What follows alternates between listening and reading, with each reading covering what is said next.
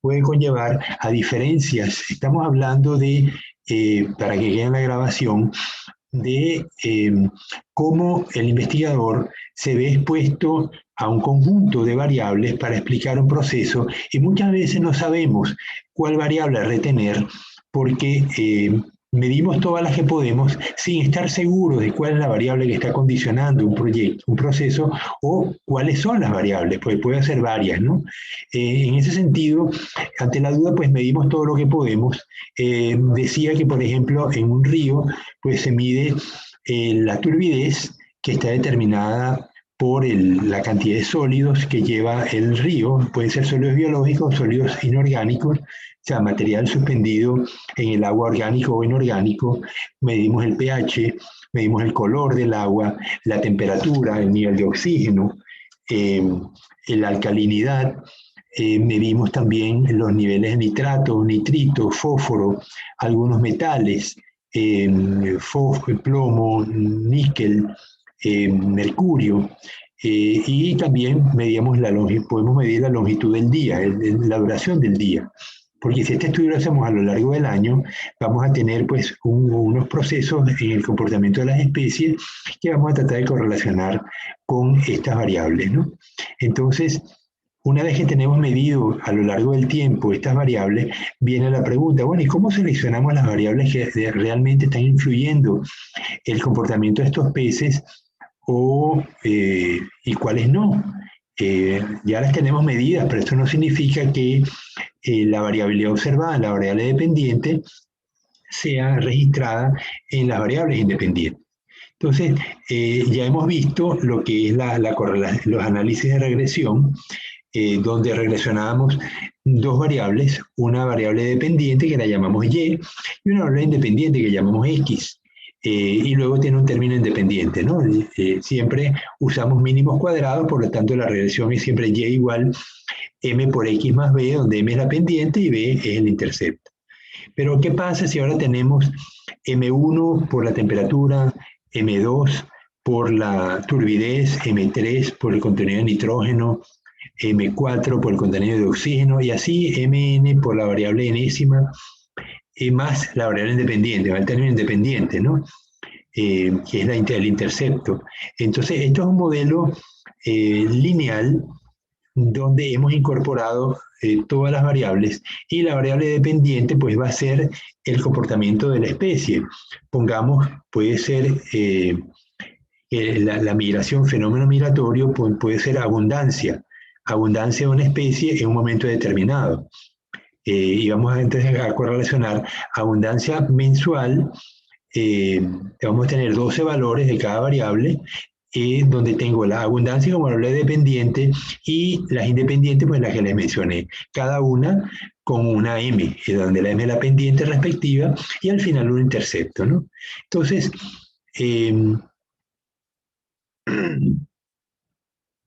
para podemos hacer una regresión múltiple, donde como son lineales, la máquina simplemente va a trabajar en lugar de lo que antes hacía con una variable independiente, ahora van a haber n variables independientes, pero igual va a funcionar el programa. Me va a establecer cuál es la distancia mínima en los puntos que explican la distribución de la variable dependiente con la independiente, una a la vez. Obviamente al final me lo reporta todo junto, punto que eran 10 variables independientes. Ella me va a trabajar una a una, reportándome la pendiente y el intercepto de cada una de ellas. El intercepto al final va a ser la suma de todos los interceptos, porque es la variable independiente. Pero las dependientes van a estar multiplicadas, una pendiente multiplicada por el componente de la variable mensual. Ahora, ustedes se acuerdan que en las regresiones, le muestro, vamos a ver si tengo algún ejercicio de ustedes, tengo el de Génesis, a ver si Génesis me hizo,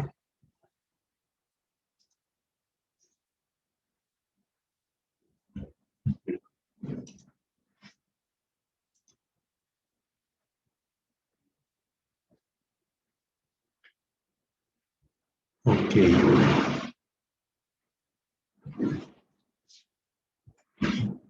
Entonces, aquí tenemos el intervalo de confianza, pero me hizo la prueba de regresión, el análisis de varianza, pero no me usó Excel. Vamos a usar nosotros Excel. Entonces, le voy a decir que quiero, para que vean lo que me interesa que vean. Pero como Génesis lo hizo paso a paso, pero no hizo el Excel, que es lo que yo quería que hicieran también, para que practiquen en el uso del Excel y de esa manera pues se sientan cómodos cuando les toque hacer estos análisis, ¿no? Bueno, vamos a tomar los datos de X y Y. Ella trabajó con, este es el caso de tiempo contra logaritmo neperiano de la densidad. Entonces, tengo que la variable X es días y logaritmo neperiano. Entonces, vamos a decirle que quiero datos. Perdón, no lo están viendo, ¿verdad? No, profe.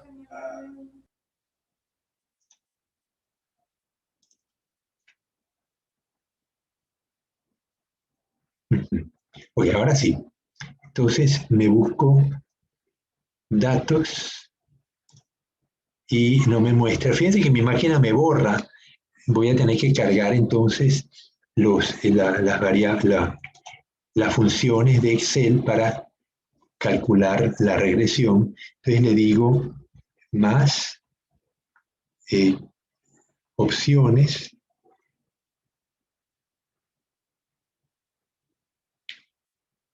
complementos. Espera que me aparezca el complemento de Excel.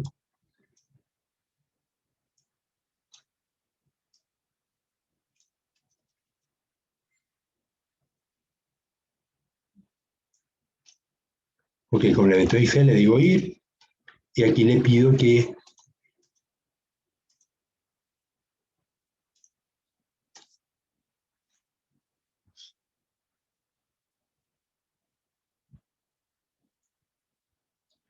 siguen sin aparecer.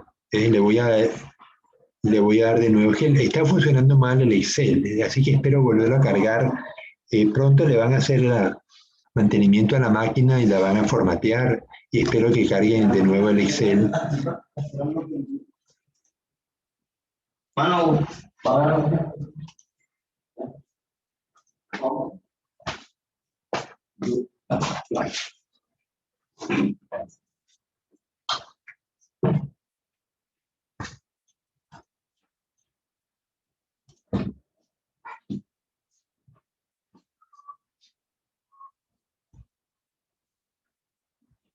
Pues verifica si llegó la Wanda.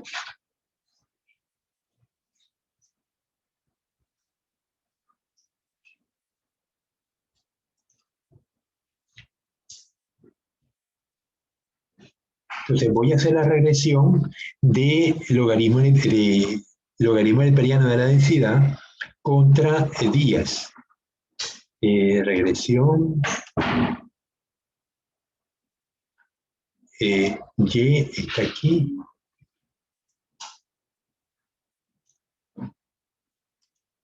Y X son días. Le digo que tengo rótulos, que quiero la salida. La quiero aquí. Y ya más nada. Bien, entonces están viendo la salida y lo que me interesa es esto. Me dice la intersección menos 10, me da el día como variable independiente y me da el coeficiente que está en la pendiente, pero luego me da el error típico y me da el estadístico t. Esto me está comparando el valor 0,84 con el valor de 0. Es decir, la prueba T de Student me la está aplicando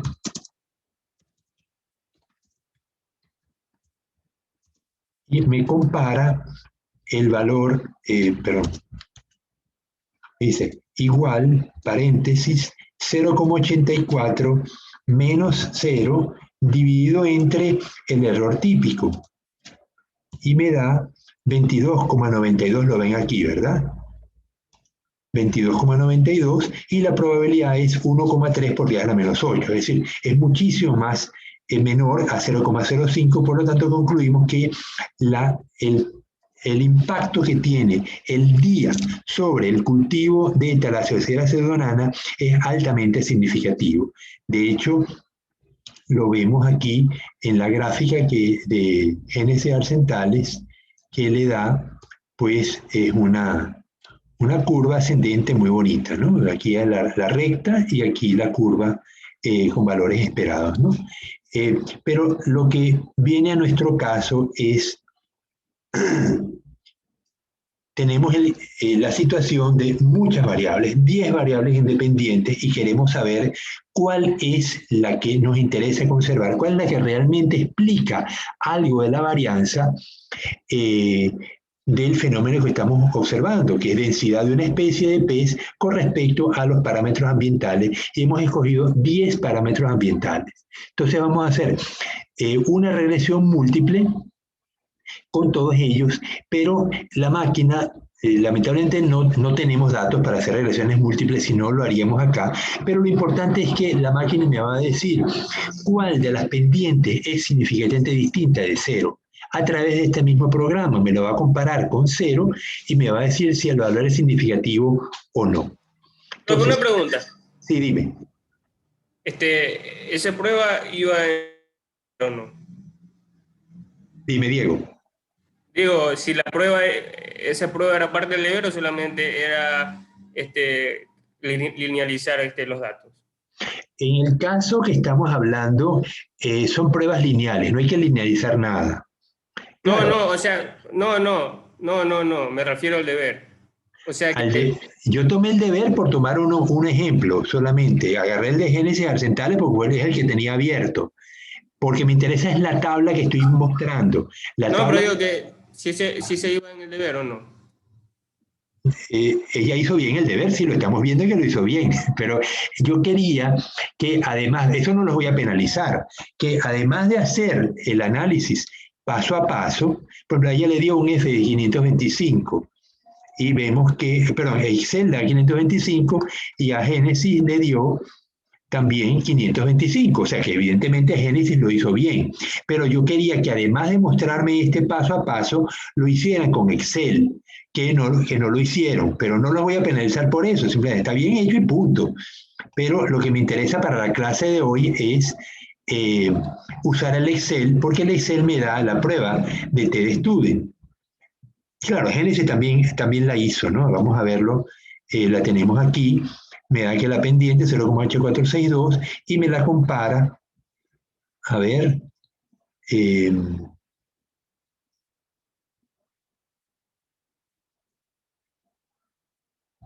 que se compara, aquí me da la prueba de TDStudent que le dio a Génesis 22,92, igual que nos dio a nosotros. Es decir, todo está bien hecho. Entonces, pero en el programa de regresión múltiple le va a poner la variable, en este caso, pongamos las variables que escogimos, que tenemos como variable dependiente, teníamos la densidad del pez,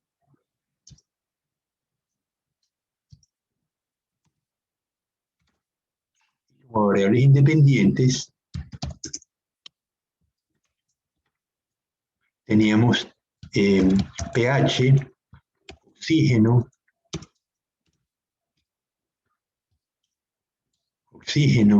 la temperatura, teníamos turbidez, sólidos totales suspendidos, materia orgánica suspendida, materia inorgánica suspendida, llevamos nitrato, nitrito, fosfato, plomo, mercurio, color del agua. O sea, otra variable que usan los limnólogos es la alcalinidad. 1, 2, 3, 4, 5, 6, 7, 8, 9, 10, 11, 12, 13, 14. 14 variables contra densidad del pez. Entonces queremos ver cuál de ellas, bueno, y me faltó también, habíamos dicho que metíamos también duración del día, porque como estos son datos mensuales, duración del día. Los días no duran, o sea, pues el día dura desde que sale el sol hasta que se pone, y ese tiempo de horas puede variar unos minutos entre el día más largo y el día más corto. En una latitud 4 grados, que es donde está Cumaná, donde yo vivo, teníamos en latitud 10, teníamos 40 minutos de diferencia entre el día más largo y el día más corto, que es una cantidad, pero en otros estamos en latitud entre 0 y 1, a lo mejor la duración del día más largo y más corto es apenas unos 10, 20 minutos, ¿no? Pero no importa, se me ocurre porque hay plantas que responden a esa corta duración, es suficiente para desencadenar la floración de las plantas, porque esto de la cantidad de duración del día influencia la cantidad de hormonas. Las auxinas se destruyen con la luz. Entonces, cuando una planta está expuesta a mayor cantidad de auxina, porque el día es más corto, la floración se dispara.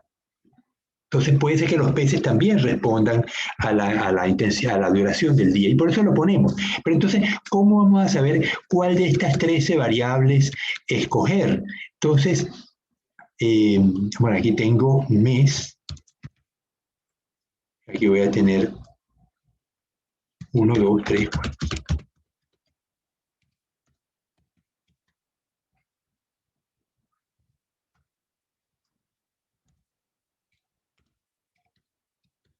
Bien, tengo 12 valores, tengo 13 variables.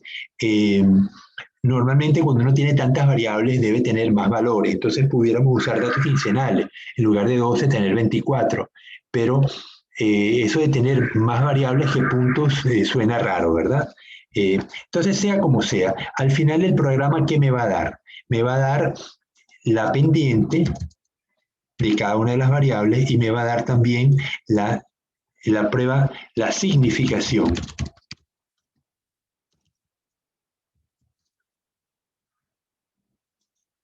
Entonces, ¿cómo se mide la significación? Por la prueba de Study. Me la va a comparar con 0. Cada pendiente, en este caso, habíamos visto que era 0,84, me la va a comparar con 0 y me va a decir si P menor 0,01 en el caso que estábamos midiendo hace poquito, en el caso de genes, del ensayo del crecimiento de las microalgas.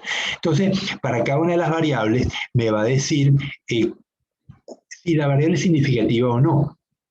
Es muy probable que haya muchas variables, de las 13 a lo mejor 10 nos da no significativa. Es decir, que el río cambia, pero la manera como cambia no está asociada con la manera como cambia la variable dependiente, que es la densidad del pez. Entonces, de esa manera nosotros descartamos todas las variables que no son significativas y nos quedamos solamente con las que lo son.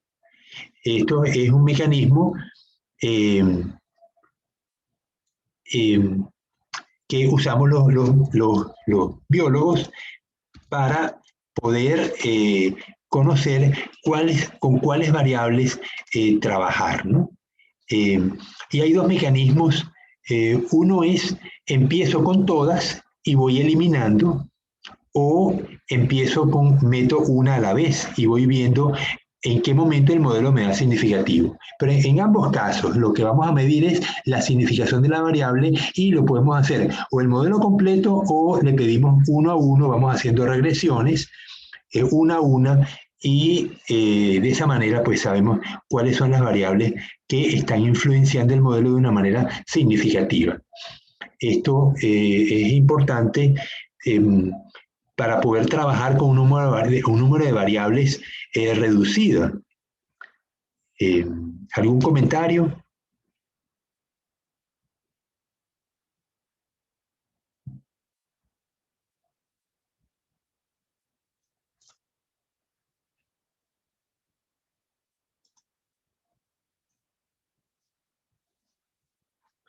Bueno, tenemos una participación medio reducida, ¿no? de personas. No sé qué estará pasando porque están asistiendo tan pocos estudiantes a clase. Bueno, ya el semestre va a terminar, esta es la última semana. Espero que el curso les haya servido. Ojalá que en el futuro se sientan pues a gusto haciendo las pruebas que hemos estudiado aquí, los análisis de varianza, las comparaciones de media, las correlaciones, los diseños experimentales que sean adecuadamente formulados, que sepan cuándo usar estadística paramétrica, estadística no paramétrica. Es importante sentirse cómodo con la parte estadística y cuando haya dudas, pues bueno, siempre tienen a sus profesores para poder consultar, ¿no? Los detalles de los experimentos.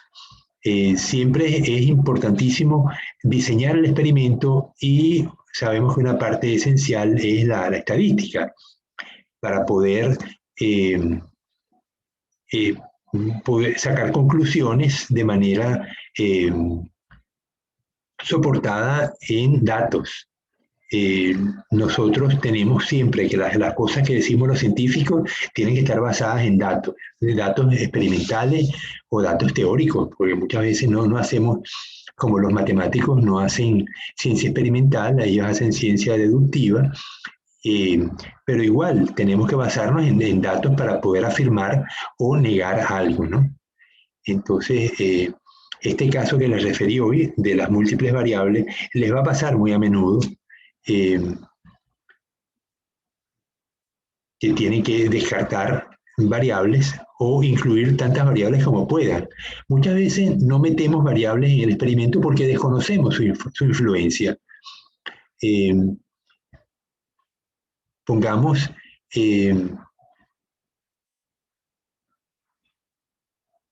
ustedes saben que los pájaros cuando migran pueden usar el campo magnético terrestre. Fátima, ¿habías oído eso? Yo lo había escuchado en algún lado. Sí, bueno, a lo mejor si tienes Discovery en tu casa, si tienes TV cable o internet, tienes a lo mejor, pero entonces se ha descubierto ciertos niveles de magnetita en el cerebro de los pájaros. Entonces, ponga usted que nosotros las variaciones del campo magnético, nosotros no las meteríamos en un experimento de trabajo en los ríos, pero cuando estamos trabajando con migraciones de peces,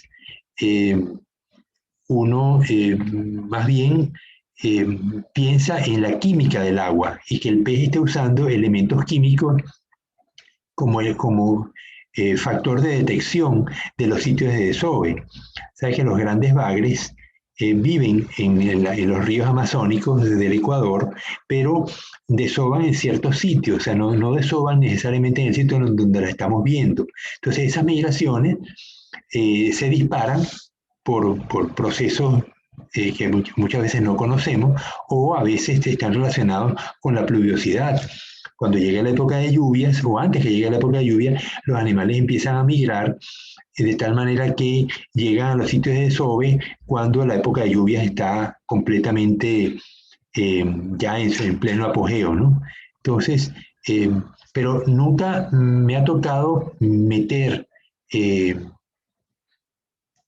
captación del campo magnético por parte de los peces. Lo he oído con los pájaros, ¿no? El salmón, profe, yo he leído que el salmón sí usa el campo magnético para desovar. Ya, bueno, yo había oído, Diego, que el salmón detecta químicamente el sitio donde donde él nació. El problema es que él vive en zonas oceánicas, muy lejos de la costa. Entonces, primero tiene que llegar a la boca del río, donde él nació. ¿Y cómo va a detectar químicamente si está en una corriente oceánica, ¿no? Entonces, ahí es donde viene lo que Diego está mencionando. Es posible que el salmón, al igual que los pájaros, usen el campo magnético terrestre como punto de orientación para poder llegar hasta el río donde él va a desovar. ¿Y qué otra especie conocen ustedes que también desova en sitios específicos. ¿Qué otra especie de animal?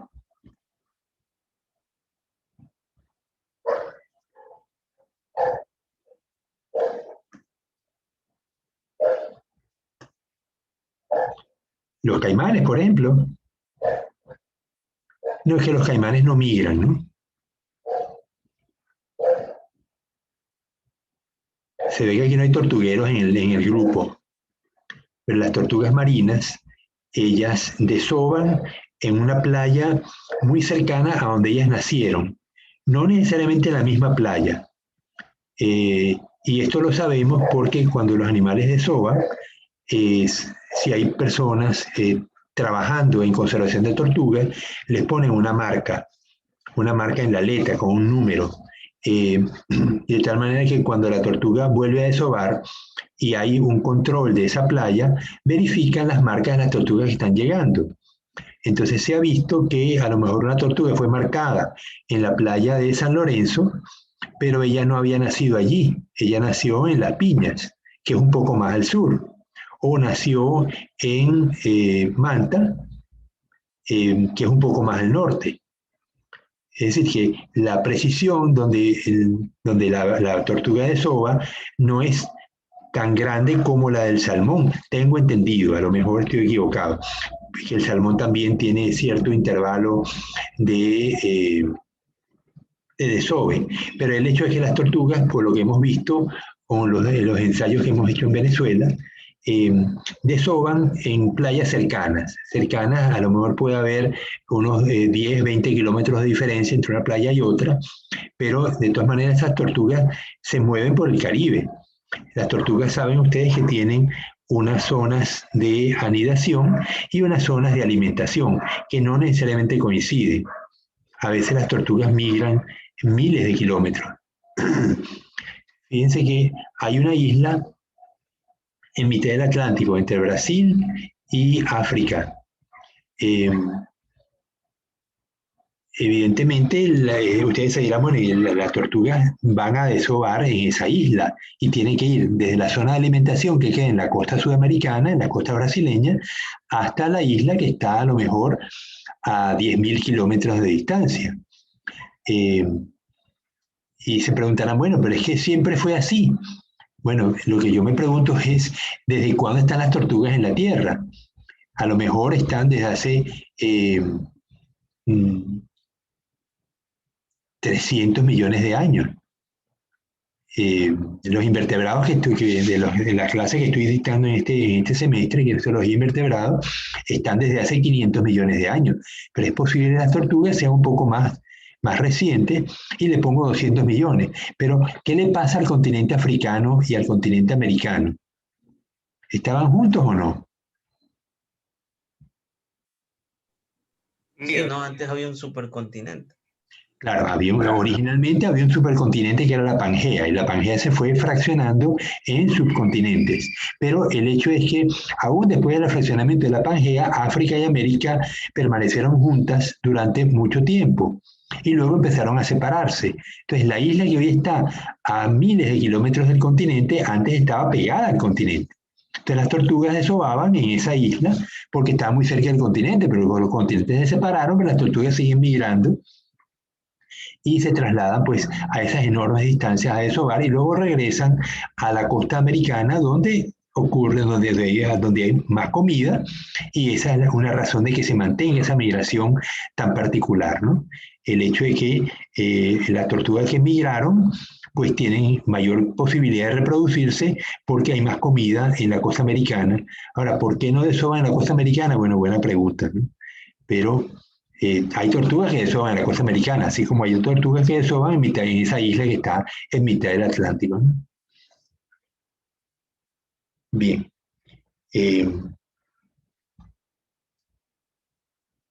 Sobre los temas que hemos visto, empezamos con el método científico, luego hablamos de las variables dependientes, las variables independientes, las distribuciones. Distribuciones no estudiamos. Yo no sé si cuando ustedes cursaron con el profesor Hans, vieron distribuciones, distribución normal, distribución de Poisson, distribución binomial. Pero el hecho es que los datos se distribuyen de distintas maneras y la campanita tan curiosa, tan simpática de la distribución normal, pues no siempre se consigue, pero la mayoría de las pruebas estadísticas están basadas en la campanita, en la distribución normal, y por eso los datos, cuando no son normales, pues tratamos de transformarlos para que se vuelvan normales y poder usar entonces las pruebas estadísticas con confianza. Luego vimos la comparación de poblaciones usando pruebas T-de-Student. Comparamos dos poblaciones. Cuando no cumplían con las normas de normalidad y homogeneidad de varianza, pues vimos las pruebas no paramétricas de Wilcoxon. Y luego vimos cómo comparar más de un promedio con análisis de varianza. El principio estadístico es el mismo de la prueba T-de-Student, solo que aplicado a más de un promedio. Y veíamos que había una alternativa cuando las restricciones de normalidad y homogeneidad de varianza no se cumplían, pues usábamos la estadística no paramétrica, la prueba de Cruz-Wallis. Luego seguimos avanzando y veíamos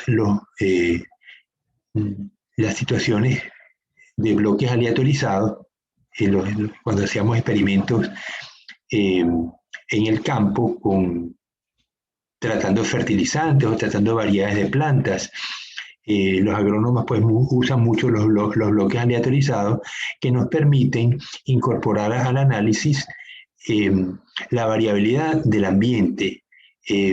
Muchas veces ustedes dirán, bueno, yo quiero probar una variedad, aquí en Manabí una variedad de fresas que se da a baja temperatura, a alta temperatura, pues las fresas son de las zonas de la sierra, pero Adrián decide que quiere probar una variedad de fresa que se da en Manabí y el problema que tiene es dónde sembrarla, ¿no?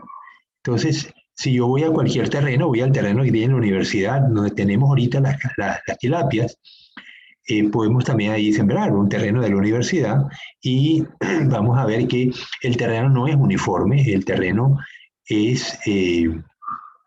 tiene más piedras en un lado, más arcilla en otro. Si yo quisiera hacer un análisis de varianza, como estoy acostumbrado a hacer, pues yo tendría que trabajar en macetas, ¿no?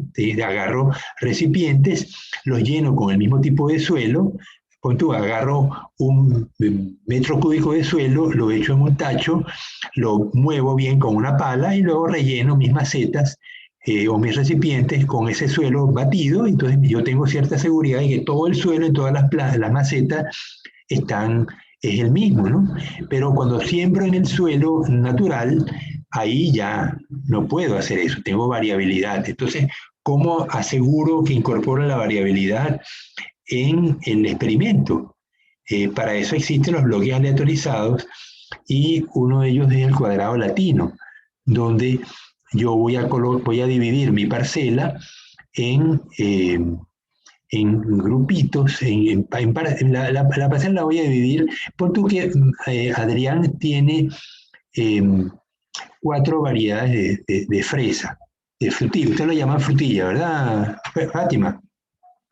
Fátima no quiere ver el micrófono, ¿vale? Sí, sí, se llama frutilla.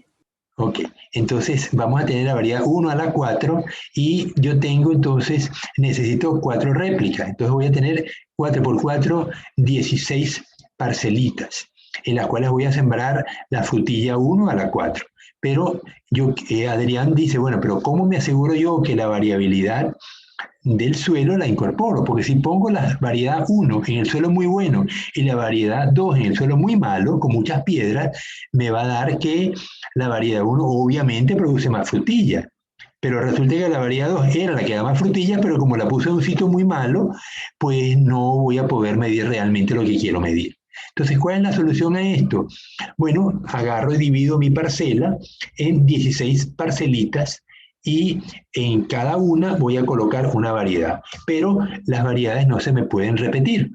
Entonces, vamos a hacer un cuadrado latino para que vean cómo funciona la cuestión.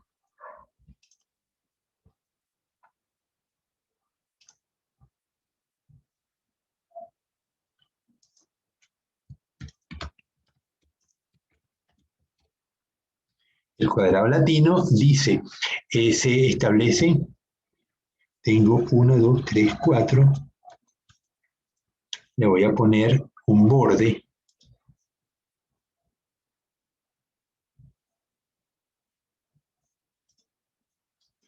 Ok, entonces, yo voy a poner en cada una de mis 16 parcelas las variedades, ¿no? La variedad de frutilla, 1 a la 4.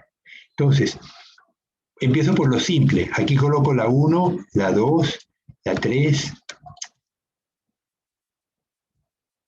variedad 1. ¿Y por qué no se me marca?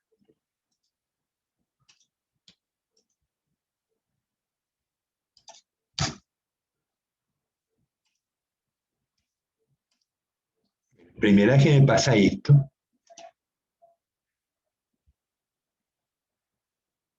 Vamos a abrir un nuevo archivo.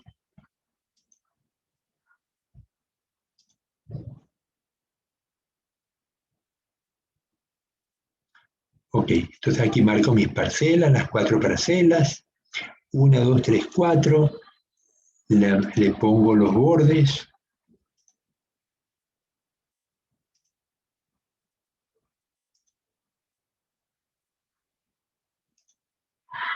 No quiere.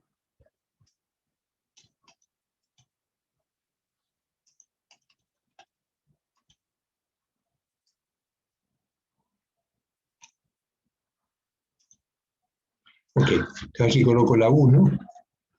Voy a poner centrado.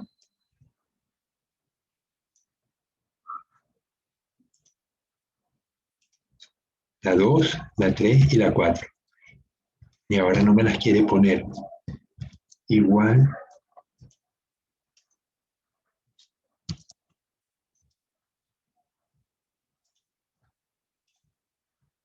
Ok, y aquí pongo la 2, la 3 y la 4.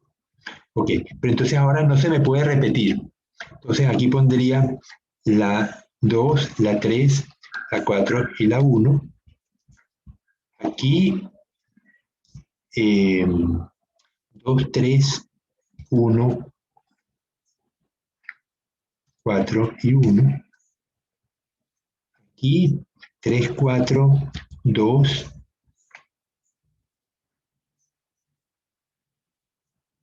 Aquí va el 2, aquí va el 1.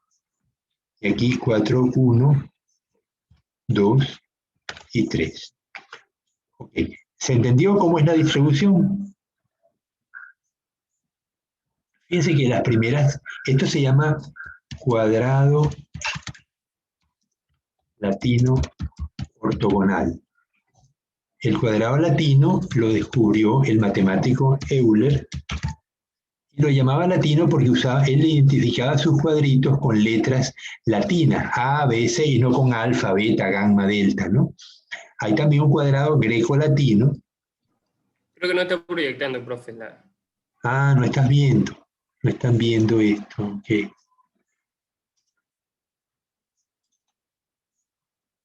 Ahora sí.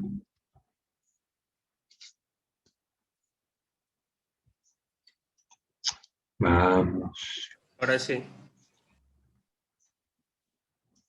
Ok, entonces Euler es un matemático inglés y él diseñaba sus cuadrados y los ponía de esta manera, pero en vez de usar números usaba letras, entonces A, B, C, entonces lo llama cuadrado latino.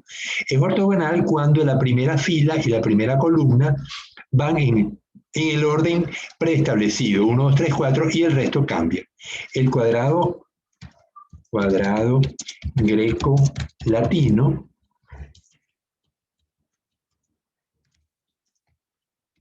se usa cuando tengo entonces dos elementos que distribuir. Entonces ahí tengo 1 alfa, 2 beta, etcétera, ¿no? Pero ahí lo que hago es distribuir de una manera aleatoria. Aleatoria no, aquí esto no es aleatorio, esto es que no se repitan las variedades en cada una de las parcelas. Entonces fíjense que de esta manera, en el cuadrado latino, yo tengo que todas las variedades pueden estar en cualquier sitio de la parcela. Y para tener más aleatoriedad, uno puede decir, bueno, yo tengo 4 variedades, pero voy a ponerle al azar el número 1, 2, 3, 4 a las 4 variedades y así las voy a trabajar. De tal manera que no hay un efecto sesgado por parte de ustedes para distribuir las variedades entre las parcelas. Y de esa manera yo me aseguro que la variedad 1, fíjense que está distribuida por varios sitios, puede quedar en un suelo bueno o en un suelo malo, pero el promedio de la 1 me va a permitir, al final voy a tener los promedios de la 1, de la 2, de la 3 y de la 4, los voy a poder comparar con un análisis de varianza porque tengo 4 repeticiones. Entonces yo voy a poder,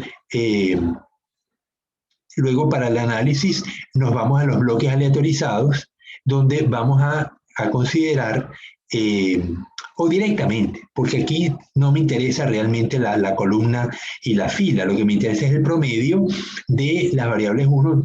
Voy a tener un ANOVA con 4 repeticiones,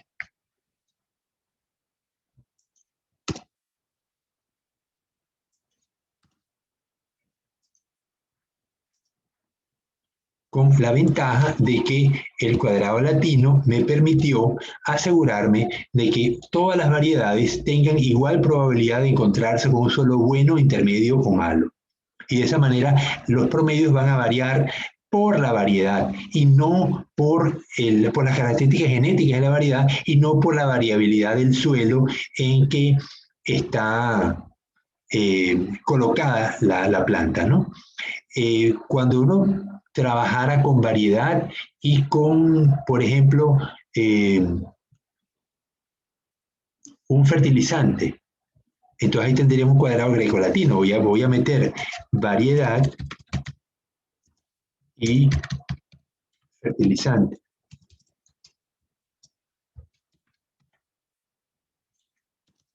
Entonces ahí yo debería tener variedad. Entonces yo tendría que combinar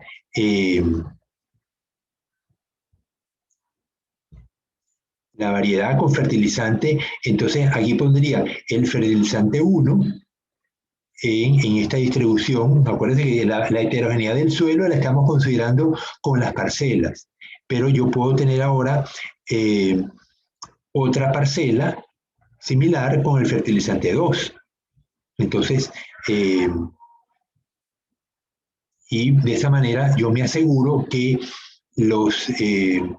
la heterogeneidad del suelo se incorpora tanto al fertilizante como a la variedad de la planta. Entonces, en estos diseños, obviamente lo que se vayan a trabajar en la parte agronómica, pues van a tener que trabajar más intensamente con esto, pero fíjense que esto es previo al análisis de varianza. Esto tiene que ver con el diseño del experimento. ¿Se acuerdan que hicimos también un ejercicio que queríamos medir la influencia de la luz sobre la germinación? Y la cosa al final se nos complicaba, teníamos que usar unas cajas con unas luces LED que no nos calentaran para que la temperatura no se volviera un problema. Entonces, el control de las variables ambientales es complicado. Porque ¿algún comentario sobre estas cosas?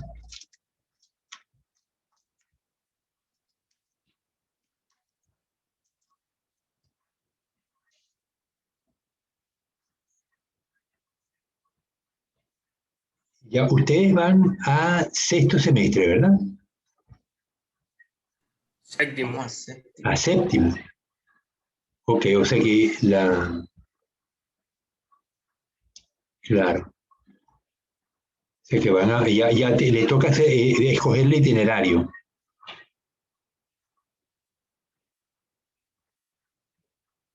¿Ya han pensado en eso? Fátima, ¿has pensado en el itinerario? Aún lo estoy pensando. Ya. No, el otro día me llamaba uno de los estudiantes de séptimo y me dice, profesor, yo puedo agarrar dos itinerarios. Y no, no se puede porque las horas coinciden. La materia yo estoy dictando clases en el itinerario de bioconocimiento, pero el itinerario de conservación o el itinerario de biología pesquera, las tres materias se dictan en el mismo horario.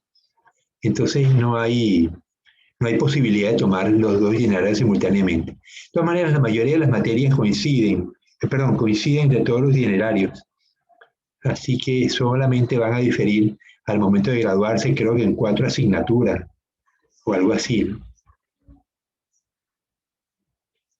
Diego, ¿y qué has pensado? ¿Cuál Biología, biología pesquera, profe. te vas por biología pesquera? Profe. ¿Y Adrián? Aún lo estoy pensando. Ah, ok, estás como Fátima, viendo a ver qué. ¿Y Leilin García? Leilin se fue a tomar café. Dígame. ¿Has pensado qué itinerario quieres seguir? No. Todavía. Estás como Adrián y como Fátima. ¿Y Kelly? ¿Y Kelly? Kelly, ¿qué me dices?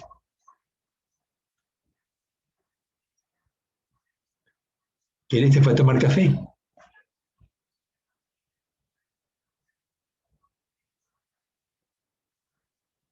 Profe, una pregunta es que siempre me confundo con los itinerarios. Aparte de biología pesquera, ¿cuáles eran los otros dos? Conservación de recursos y bioconocimiento. O sea, biología molecular, conservación y biología pesquera. Esos son los tres. No incluyeron no incluyeron el de tecnología de alimentos porque está en biología pesquera.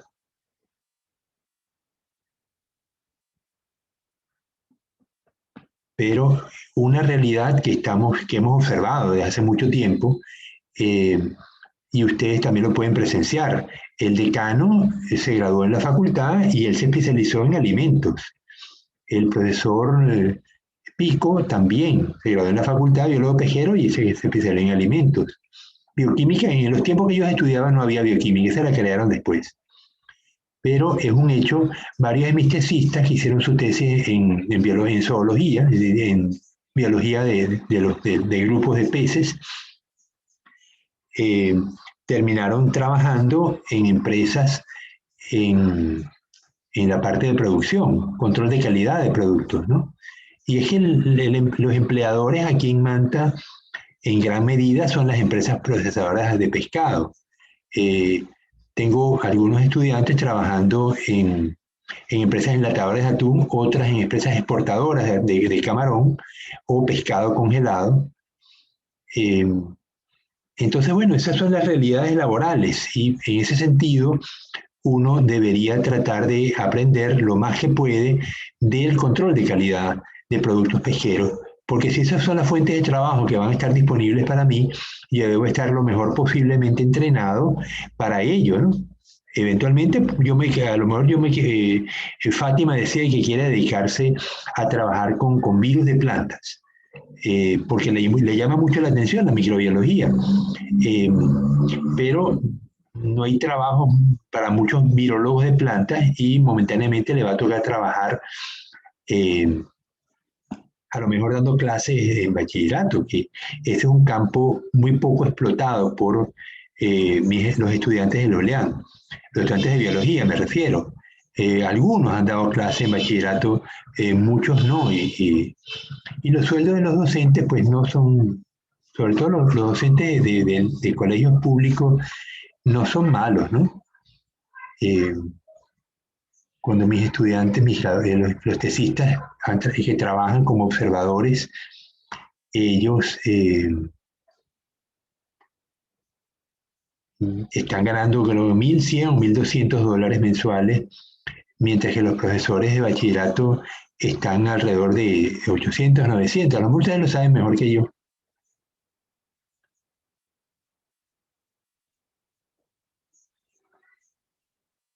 Bueno, Diego, ¿y te gustaría ser observador? Observador pesquero, profe. Sí, Me mareo en barco, profe. No, no. te mareas.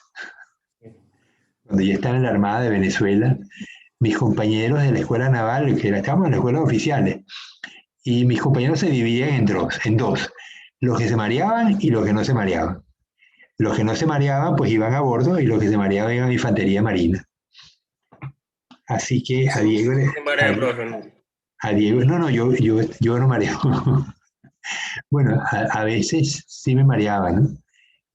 Pero afortunadamente las veces que me ha tocado coordinar la campaña, porque voy como jefe de campaña a bordo, pues me toca dirigir todo, ¿no? Y afortunadamente no me mareé, pero realmente es muy desagradable, ¿no?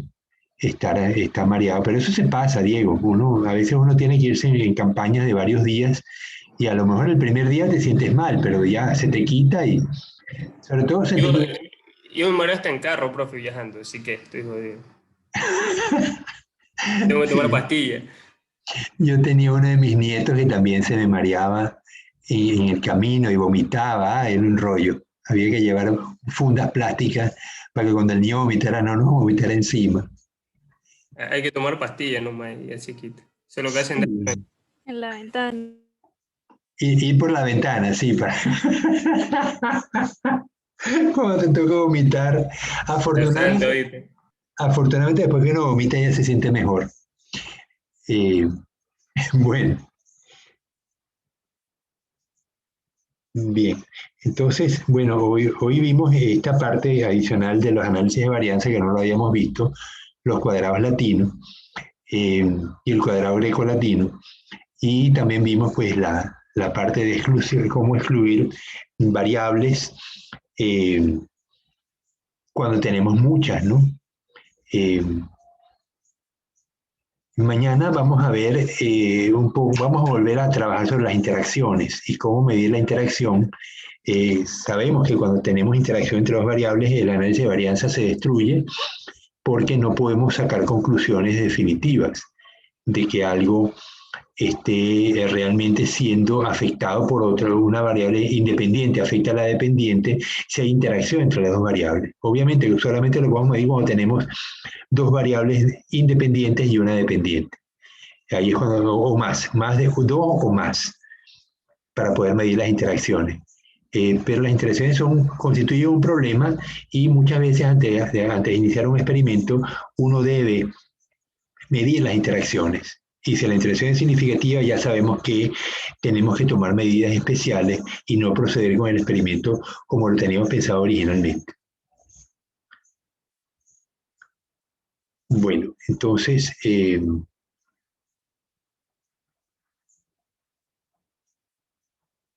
no sé si tienen alguna duda de las cosas que hemos estudiado. No, por ahora no. El deber lo vi bastante bien hecho, cosa que me contenta, ¿no? Significa que en este tipo de actividades pues no van a tener mayor problema en la parte de regresiones, en la parte de análisis de varianza, pues ya lo habían demostrado que lo podían hacer. Eh, Ojalá que de aquí en el futuro se sientan cómodos. Yo creo que es una enorme ventaja eso de tener independencia estadística, de no tener que estar dependiendo de que mis colegas me verifiquen si yo hice bien las pruebas estadísticas, o si planifiqué bien las pruebas estadísticas o no. Es una tremenda ventaja eso de sentirse cómodo, poder diseñar experimentos. Obviamente, siempre que uno diseña experimentos, pues uno consulta con los colegas, porque hay cosas a veces que se me pasan, ¿no? Cuando estábamos iniciando la tesis de acuaponia, pues nos fuimos a hablar con una fisióloga vegetal, una amiga de la Universidad Técnica de Manabí, porque obviamente ella como experta vegetal, pues conoce detalles que a mí se me pasan como biólogo pesquero de animales. Entonces, pues ella nos dio una serie de sugerencias de cómo hacer para medir lo que íbamos a medir con las tilapias y con las lechugas. Entonces, igual le va a pasar a ustedes, cuando diseñen sus tesis, pues van a tener un tutor, pero siempre van a tener un comité de profesores que van a constituir el jurado. Y ojalá en la facultad adoptáramos la medida de nombrar el jurado de las tesis al momento que el estudiante empieza a trabajar. De tal manera que el estudiante siente que no solamente tiene un tutor, sino tiene un grupo, como son 3, tiene un equipo de profesores de la facultad o inclusive de otras facultades. La Facultad Agropecuaria también hemos tenido profesores de agropecuaria como jurados de la tesis nuestra, dependiendo del tema, ¿no? Pero el estudiante debería sentirse apoyado por su jurado y aprovechar esa experiencia que tienen los 3 profesores para avanzar y aprender más. No solamente aprender del tutor, sino también de los jurados que van a estar acompañando al tutor en la evaluación de esa tesis. Actualmente, yo propuse que el complexivo que estábamos haciendo, a ustedes les parecerá lejano, ¿no? Lo del complexivo y lo de las tesis, pero realmente está a la vuelta de la esquina. Dentro de nada, ustedes ya serán cuasi biólogos, estarán haciendo sus tesis y buscando empleo. Entonces, los exámenes complexivos que veníamos haciendo, al principio tenían una serie de preguntas que el estudiante presentaba un día y al día siguiente se le asignaba un tema que debía preparar durante la mañana y presentarlo en la tarde. Luego esto cambió, se quitó las preguntas y se dejó solamente la presentación oral y se le daba un día y se le daban 24 horas para que lo presentara. Y al final, pues al día siguiente, pues teníamos la exposición con las diapositivas hechas en PowerPoint. Pero los resultados de todos los complexivos eran sumamente inadecuados. Sacar 7.5 o 8 en un complexivo se había convertido casi en una situación cotidiana, mientras que las tesis estaban entre 10 y 9. Rara vez una tesis tenía 8. Entonces, evidentemente había algo malo que estaba sucediendo con los complexivos y hemos decidido, pues, alterarlo, ¿no? Entonces, tratar en la facultad este semestre, como estamos restringidos de poder hacer tesis, porque no podíamos usar los laboratorios, ahora sí se puede, pero el semestre pasado, pues, no se podía hacer tesis. Decidimos darle al estudiante la posibilidad de desarrollar un tema durante el semestre. Entonces, de esa manera, el estudiante escoge el tema, escoge el tutor y lo desarrolla de una manera como análisis bibliográfico. Así que antes lo hacía en unas horas, después en 24 horas, ahora lo hacen un semestre, como si fuera la introducción de una tesis, donde va a consultar un conjunto de piezas bibliográficas y va a preparar el estudio de un tema con cierta profundidad, de tal manera que al final hace una presentación oral, pero de un tema que el estudiante ha desarrollado durante el semestre. Entonces, nos aproximamos lo más posible a las tesis, que es la categoría por excelencia para que el estudiante se gradúe y aprenda más. Yo decía que, o mi concepto de tesis es que, de hecho, de la manera como se llama la tesis en la ley, en el reglamento de régimen académico, es, a ver si me acuerdo, es, ya va, para no, déjame buscarlo que lo tengo.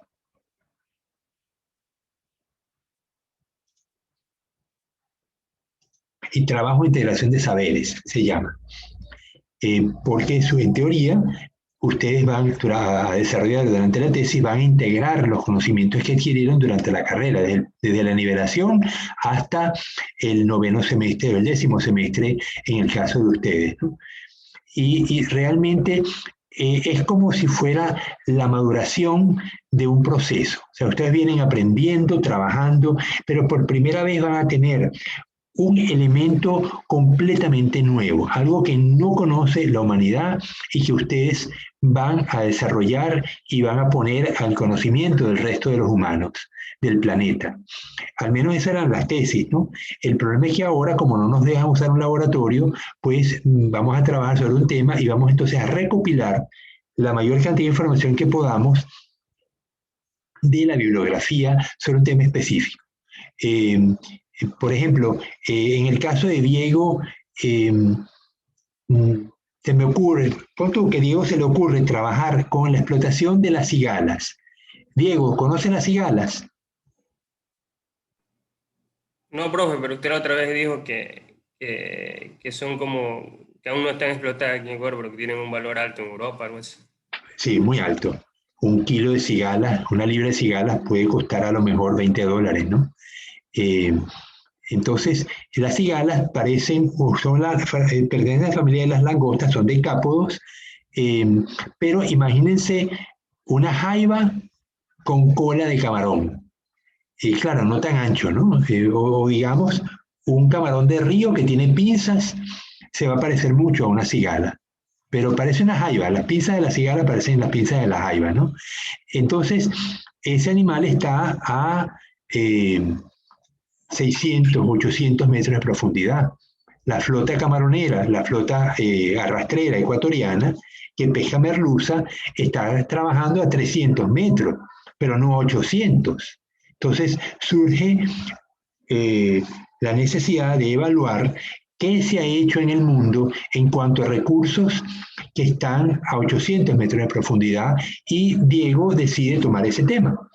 Entonces, lo primero es, ¿qué recursos están en esas profundidades? Bueno, sabemos las cigalas, podemos buscar en la literatura por el género Nephrops, o la familia Nephropidae.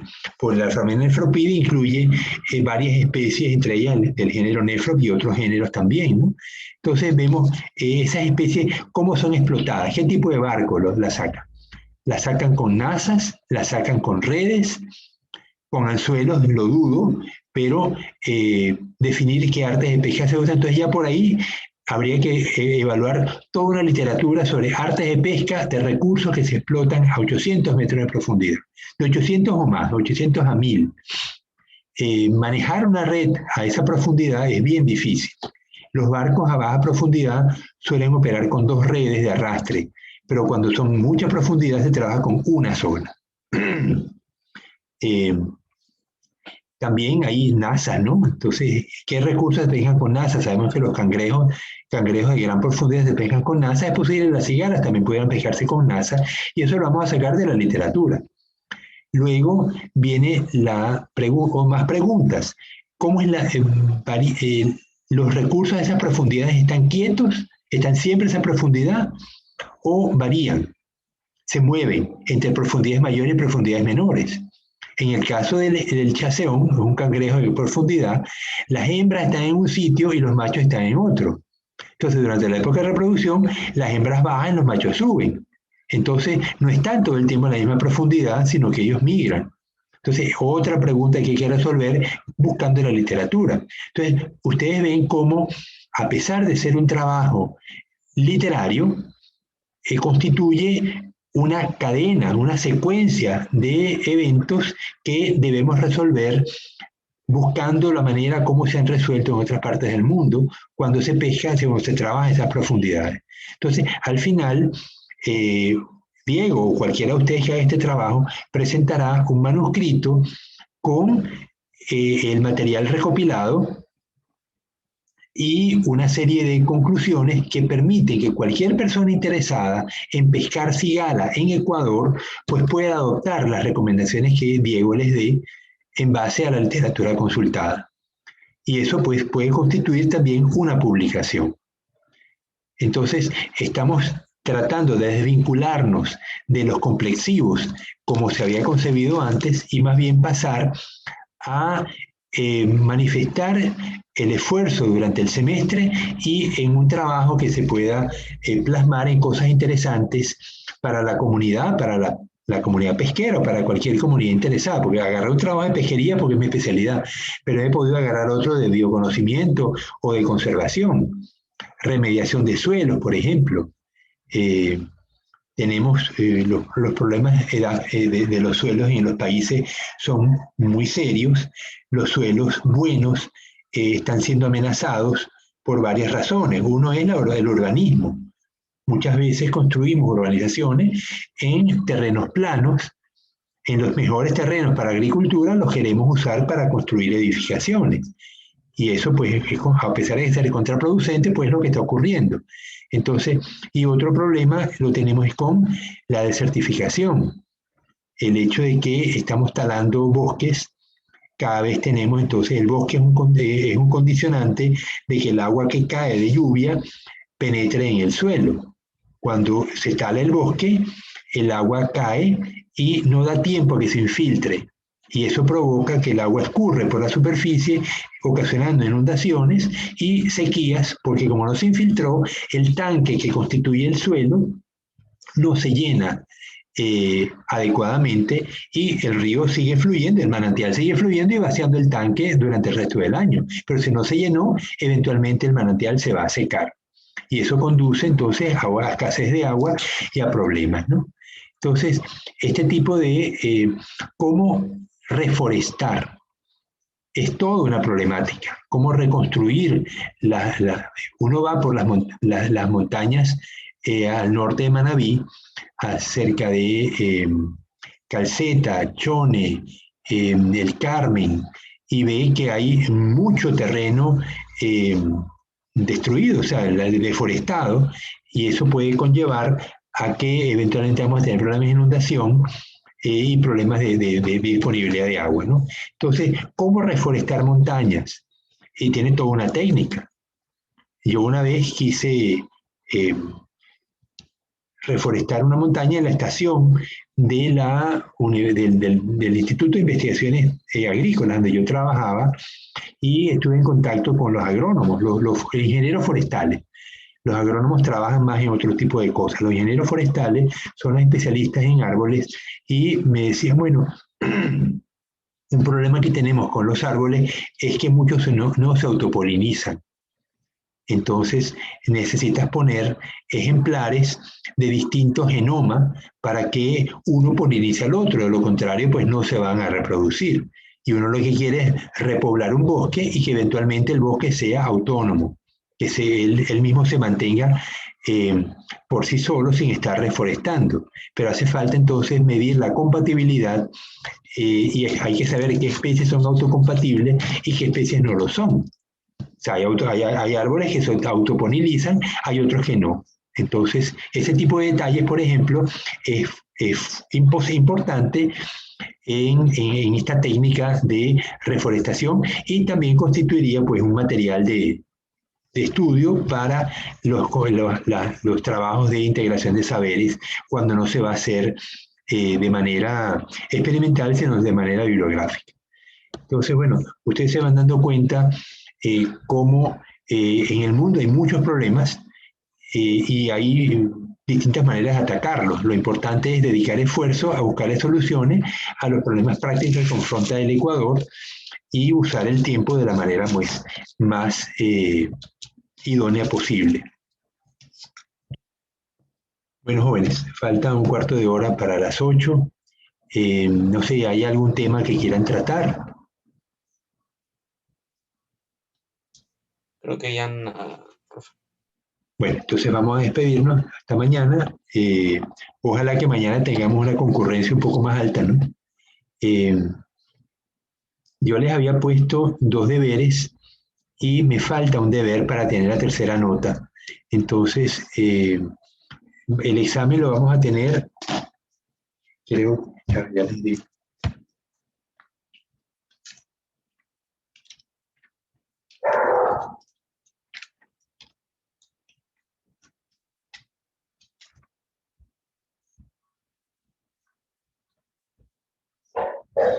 A las 2 de la tarde del día jueves de la semana que viene.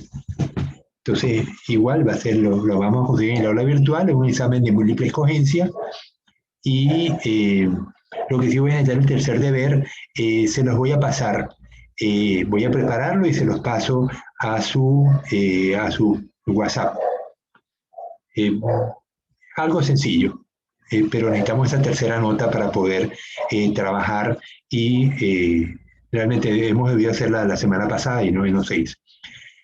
Bueno, entonces nos vemos en mañana a las 2. A las 2, porque luego tengo mañana, hoy es miércoles, mañana jueves, de 2 a 4 con ustedes y luego de 4 a 6 con bioquímica. Bien, hasta mañana entonces. Hasta mañana, profe.